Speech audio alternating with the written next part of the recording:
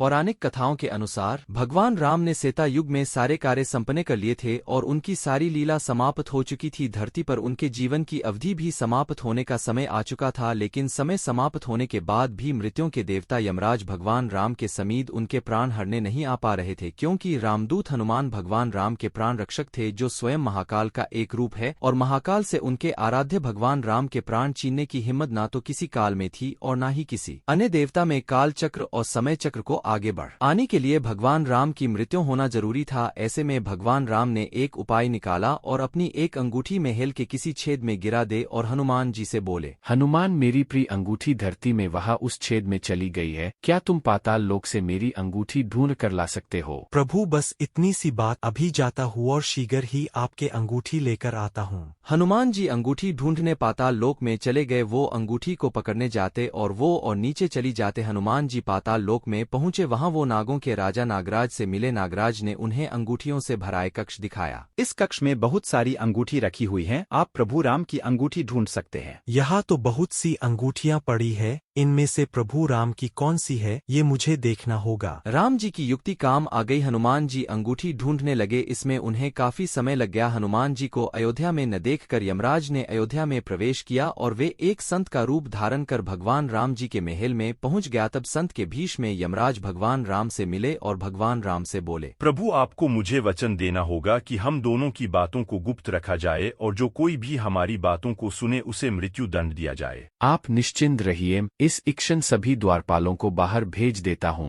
राम जी ने लक्ष्मण को बुलाया और उनसे कहा, लक्ष्मण, ये मुनिवर मेरे साथ कुछ गंभीर वार्तालाप करना चाहते हैं, तब तक तुम द्वार पर ही पहरा देना और कोई भी अंदर न आने पाई, इस बात का ख्याल रखना, वरना तुम मृत्यु दंड को प्राप्त हो जाओगे। जो आज्ञा भैया, मैं आपके आदेश का पालन करूंगा। लक्ष्मण के जाने के बाद उस संत ने भगवान राम को अपना असली रूप दिखाया और बोले, हे प्रभु, मैं आप ही का सेवक हूँ और आपने ही मुझे ये कर्म दिया है कि इस संसार से समस्त जीव जंतु एवं प्राणियों का प्राण हरना, और ये मेरा धर्म भी है। मैं भगवान शिव और ब्रह्मा की आज्ञा से आपसे ये कहने आया हूँ कि आपने जो अपना समय इस पृथ्वी लोक पर निश्चित किया था वो समय पूर्ण हो चुका है और अब आपको अपने धाम लौट जाना चाहिए। इससे सभी देवी देवताओं में आपको विष्णु स्वरूप में देखकर उत्साह की लहर दौड़ जाएगी। इस पर भी हे प्रभु, आपको कुछ और समय इस पृथ्वी लोक पर बिताना है तो आप रह सकते हैं। भगवान राम तो अंतर्यामी है। वो यमराज की बातों को सुनकर मंद मंद मुस्कुरा रहे थे। भगवान राम और यमराज के बीच वार्तालाप चली रही थी कि इतने समय में भगवान राम के महल में दुर्वासा ऋषियाँ पहुँचे। प्रणाम गुरुवर, कहिए मैं आपकी क्या सेवा कर सकता हूँ? हमें भगवान राम से मिलना है, अभी तुरंत। गुरुवर महाराज, भगवान राम अभी किसी से नहीं मिल सकते, उन्होंने किसी को भी कक्ष में न आने का आदेश दिया है, मैं उनके समक्ष नहीं जा सकता। लक्ष्मण की बातों को सुनकर दुर्वासा ऋषि को क्रोध आ गया और वो श्राप देने लगे, मेरा इतना घोर अपमान, अगर मुझे राजा राम से नहीं मिलने दिया गया तो मैं पूरी अयोध्या नगरी को अपने श्राप से जलाकर भस्म कर दूंगा। अगर मैं इन्हें भैया के महल में जाने दूं तो सिर्फ मुझे ही मृत्यु दंड मिलेगा, लेकिन अयोध्या नगरी तो बच जाएगी। गुरुवर, मैं भैया को आपके आने की सूचना देकर आता हूँ। लक्ष्मण भगवान राम के कक्ष में चले गए। लक्ष्मण को सामने देख भगवान राम चौंक गए और यमराज अंतर ध्यान हो गए। राम जी दुखी हुए कि एक राजा होने के नाते उन्हें लक्ष्मण को मृत्यु दंड देना होगा। राम जी ने अपने कुल गुरु से इस विषय में वार्तालाप किया। राम, किसी अपने का त्याग करना भी मृत्यु दंड के बराबर है, इसलिए तुम लक्ष्मण का त्याग कर दो। लक्ष्मण ने गुरुदेव और राम जी के बीच हुआ वार्तालाप सुन लिया और वे श्रीराम से बोले। लक्ष्मण ने अपने भ्राता श्रीराम का वचन निभाने के लिए अयोध्या की सरयू नदी में समाधि लेकर शेष नाग का रूप ले लिया और फिर भगवान विष्णु के निवास स्थान क्षीर सागर में जाकर उत्पन्न हो गया। उसके बाद भगवान राम भी लक्ष्मण के वियोग में थे, उन्होंने भी सरयू नदी में जाकर जल समाधि ले ली और अपने परम धाम को चले गए। उसके पश्चात हनुमान जी जब अंगूठी लेकर वापस लौटे तो प्रभु राम को महल में ना पाकर हनुमान जी बहुत दुखी हुए। प्रभु, आपने जानबूझकर मुझे पाताल लोक में भेजा था ताकि आपको रोक न सकूं। प्रभु, आपकी आज्ञा पाकर धरती पर ही रहूंगा और जहाँ कहीं भी आपके नाम का भजन और कीर्तन होगा वहाँ मेरी कृपा हमेशा बनी रहेगी। हनुमान जी को भगवान राम जी से अमरता का वरदान प्राप्त है, इसलिए कहते हैं कि आज भी जहाँ कहीं पर भी भगवान राम के नाम का भजन कीर्तन होता है वहाँ हनुमान जी अवश्य आते हैं और भक्तों को अपना आशीर्वाद देते हैं। एक बार भगवान विष्णु क्षीर सागर में शेष नाग पर विश्राम कर रहे थे। देवी लक्ष्मी उनके सम्मुख ही विराजमान थी। थी, तभी ब्रह्मा जी के साथ अन्य देवता उनके समक्ष पधारे। जय ब्रह्मा देव। ए सच्चिता गंध इस विष्टि पालक पाती रावण से प्रेरित होकर ये पृथ्वी दिशि मुन देवता गंधर्व सब आपकी शरण में आए हैं, इनकी रक्षा कीजिए। भगवान रक्षा कीजिए। प्रभु हमारी रक्षा कीजिए, प्रभु हमारी रक्षा कीजिए। पृथ्वी पर सत्य का नाश हो रहा है। प्रभु पृथ्वी पर पात की शक्तियां बढ़ रही है। लंका के राजा रावण ने तीनों लोकों में आतंक पहलाया हुआ है। देव दानव मनुष्य कोई उस पापी रावण के सामने टिक नहीं पाता, क्योंकि स्वयं ब्रह्मा और महादेव ने रावण को वरदान दिया है कि रावण की मृत्यु देव दानव नाग की नर इस स्थान बनाने लगे तो मैं भी डोए लगती हूँ। मैं अधर्म का भार कैसे संभालूं प्रभु, पाप की अग्नि से मैं जलने लगी हूँ। प्रभु मेरी रक्षा कीजिए। पृथ्वी त्राही त्राही कर रही है प्रभु। जब अभिमानी रावण चलता है तो ऐसा लगता है मानो अपने पांव तले पृथ्वी को कुचल देगा।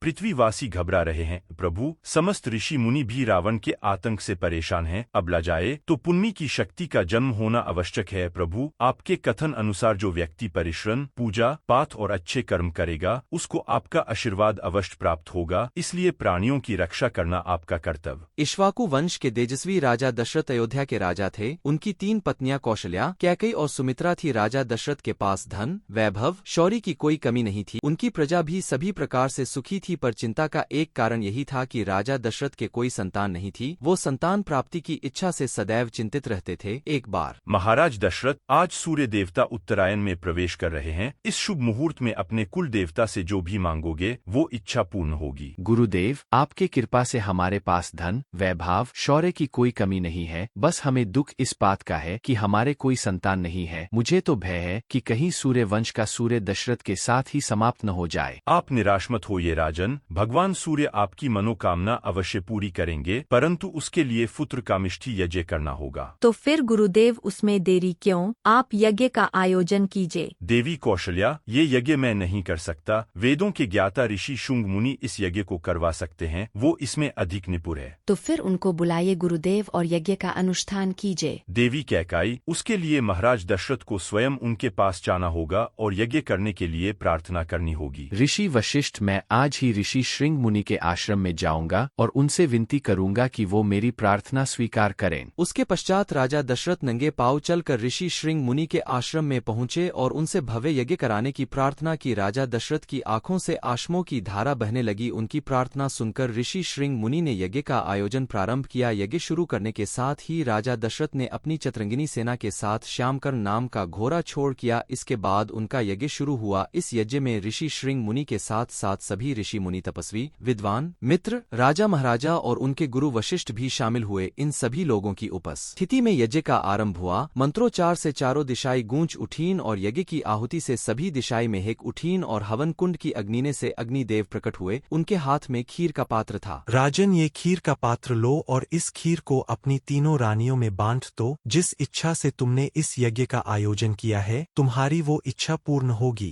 धन्यवाद अग्निदेव, आपने मेरी सारी चिंताएं दूर कर दी। आपकी जय हो अग्निदेव। यज्ञ के समाप्त होने के बाद महाराज दशरथ ने अपने सभी अतिथियों ऋषि मुनियों ब्राह्मणों आदि को दान देकर सकुशल विदा किया। कौशल्या, यह खीर का पहला भाग मैं तुम्हें देता हूँ, इसे ग्रहण करो। कैकेयी, यह खीर का दूसरा भाग हम तुम्हें देते हैं। ये लो सुमित्रा, खीर का तीसरा भाग तुम खाओ। सुमित्रा, तुम सबसे छोटी हो, इसलिए पहले मेरी इस खीर का थोड़ा हिस्सा तुम खाओ। आपने सही कहा दीदी, फिर तो मेरी खीर का भी कुछ भाग मैं सुमित्रा को देती हूँ। कौशल्या और कैकेयी अपनी खीर में से एक एक निवाला सुमित्रा को खिला देती हैं। इस प्रकार सुमित्रा खीर का एक भाग नहीं 2 भाग ग्रहण करती है। यज्ञ की प्रभाव से राजा दशरथ की तीनों पत्नियां गर्भवती हो गए और चैत्र माह के शुक्ल पक्ष की 9वीं तिथि को पुनर्वसु नक्षत्र में राजा दशरथ की सबसे बड़ी रानी कौशल्या ने शिशु को जन्म दिया। वह शिशु बेहगी आकर्षक और पूरी तेजस्वी पुत्रों को जन्म दिया। 4 पुत्रों को पाने के बाद महाराज दशरथ बहुत ही प्रसन्न हो गए और उन्होंने पूरी राज्य में उत्सव मनाया। कुछ समय बाद 4 पुत्रों का नामकरण किया गया। महर्षि वशिष्ठ ने दशरथ जी के बड़ आकाश से फूल बरसाने लगे। पूर्ण संसार भगवान राम का जन्म उत्सव मना रहा था और तभी से ही चैत्र मास की 9वीं तिथि दिवस को राम नवमी पर्व के रूप में मनाया जाने लगे।